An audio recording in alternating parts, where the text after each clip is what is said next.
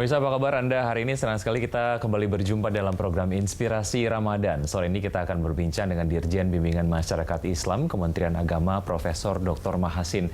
Dalam perbincangan kita kali ini kami akan membahas tentang toleransi dan keberagaman umat beragama. Kita langsung sapa Bapak Mahasin. Assalamualaikum. Waalaikumsalam. Pak Mahasin, terima kasih sudah hadir di Inspirasi Ramadan kali ini. Puasanya sejauh ini bagaimana Pak Mahasin, lancar? Alhamdulillah, baik-baik aja. Oke. Bicara soal momen Ramadan, kegiatannya seperti apa, Pak? Ya, kalau bagi saya pribadi, Ramadan penyuluhan kegiatan. Dapat dikatakan hampir tidak pernah bisa buka di rumah. Jadi selalu di luar rumah gitu ya? Iya. Baik, oke. Ya, terkait dengan tema kita hari ini, Pak Mahasin, tentang toleransi dan keberagaman umat beragama Indonesia, tentu saja multikultural dan juga multiagama lah ya. Betul. Bicara soal toleransi, sebetulnya apa yang bisa dicermati dari toleransi di Indonesia, Pak Mahasin? Ya, toleransi itu bukan sesuatu yang yang statis, yang sekali dibentuk lalu sudah tidak perlu diperhatikan. Toleransi itu sesuatu yang perlu terus dipupuk, dikembangkan dan seterusnya. Mengapa? Karena masyarakat ini kan yang satu pergi, yang satu datang. Ada yang dulu sudah tahu benar bagaimana, tapi itu kan lalu akhirnya pergi, meninggal atau pindah tempat atau apa. Sementara ada orang baru, generasi baru yang mungkin tidak begitu cukup pengetahuannya tentang nilai-nilai yang ada di dalam masyarakat, termasuk toleransi yang tidak paham tentang itu. Atau ada juga orang yang nanti mengajarkan ajaran-ajaran yang baru, yang berbeda dengan apa yang dianut sebelumnya. Nah, ini menimbulkan katakanlah gesekan atau perubahan yang mungkin di saat tertentu bisa muncul dalam wujud intoleran. Jadi ada ketidakmampuan orang untuk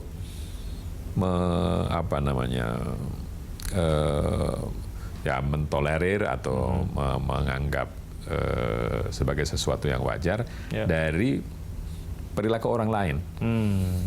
Dari keberagaman orang lain yang ditampilkan di dalam kehidupan masyarakat yang kelihatan. Misalnya kalau ada orang taruhlah berbeda. Kalau dulu mungkin berbeda salat tarawih yang satu 20 rakaat, satu 8 rakaat. Sekarang orang sudah tidak menjadi masalah yang seperti itu. Tapi lalu ada misalnya peringatan waktu imsak misalnya begitu ya. Orang mengatakan ini tidak benar, yang benar imsak itu kan tidak boleh makan, tidak boleh minum. Padahal kita kan masih punya waktu 5-10 menit untuk mengakhiri makan. Kenapa harus disuruh berhenti misalnya seperti itu? Ini ada perbedaan.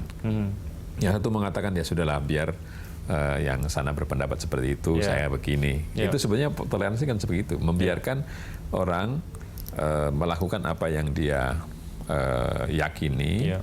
Dan saya bisa menahan diri itu.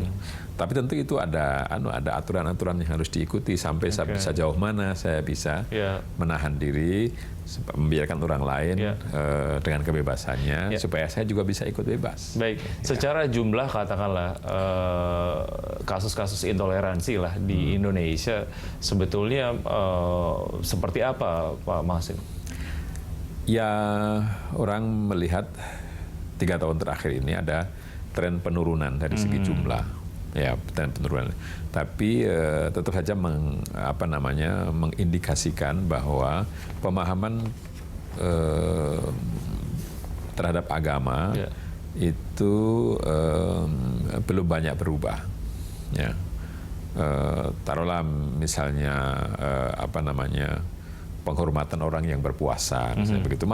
Masih diskusinya orang yang tidak berpuasa mesti menghormati orang yang berpuasa, atau orang yang sebaliknya, orang yang berpuasa menghormati orang yang tidak berpuasa. Belum sampai kepada misalnya lalu mestinya dua-duanya saling menghormati, saling menghormati.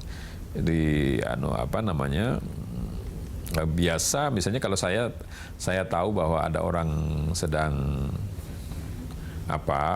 bermeditasi, tidak sebaiknya kalau saya itu teriak-teriak, seperti itu kan. Baik. Meskipun mungkin itu hak saya untuk bersuara keras, ya misalnya kayak saya. Tapi kalau saya bisa menahan diri itu lebih bagus. Baik. Nah, tapi sekarang kan orang mengatakan ini yang satu menuntut untuk dihormati, yang satu lagi mengatakan ya itu hak saya. Jadi itu tidak selesai kalau itu yang menjadi trigger mengapa intoleransi kemudian terjadi. Iya, semacam itu. Jadi mungkin itu kan tadi saya katakan nilai yang dianut oleh bangsa ini tidak tidak begitu selesai ditanamkan lalu selesai gitu dah.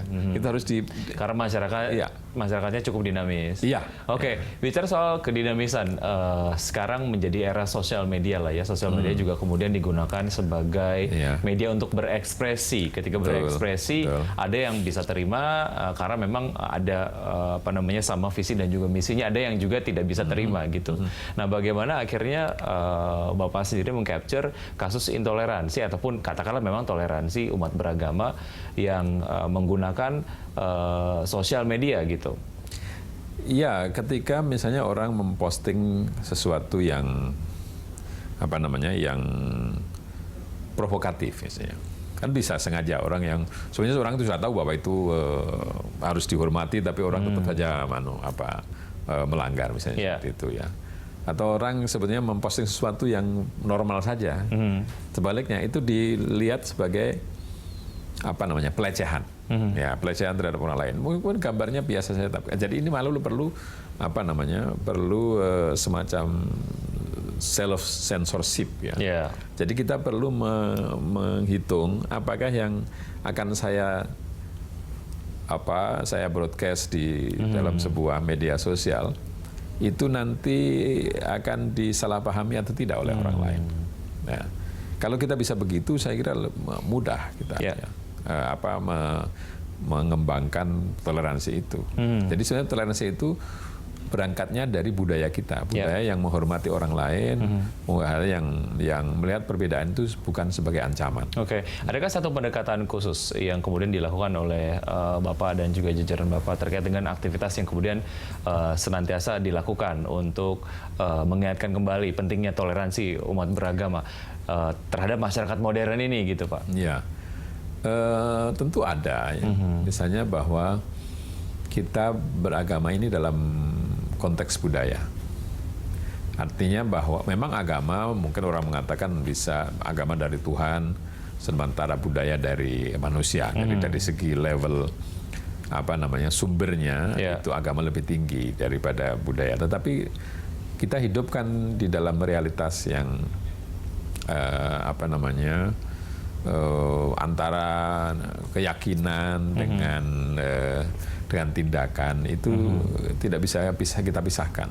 Ya, orang dikatakan beriman, tetapi lalu wujud keimanannya itu menyakiti orang lain, itu lalu orang mengatakan ini apa benar? Nah, kita mengembangkan bukan pada menilai kebenaran keyakinan seseorang melalui tindakannya, tidak. Tapi kita melihat. Kalau misalnya begini ya, kalau ada para pencopet, lalu dia Muslim, jangan dikatakan bahwa semua Muslim itu pencopet.